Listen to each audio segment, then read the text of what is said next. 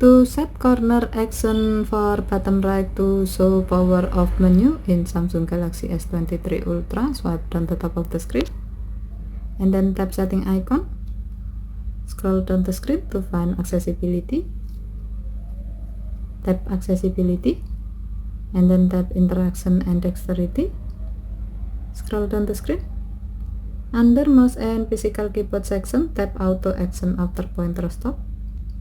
Under corner action section, tap bottom right. Scroll down the screen and then tap the gray on off switch next to show power off menu to enable this option. When the switch turns blue, it means that this option is on. Next, you can connect a USB or Bluetooth mouse with your phone. Once done connecting, now you can easily open the power off menu by hovering and stopping your mouse pointer on the bottom right corner of the screen. Okay, thank you for watching. Have a nice day.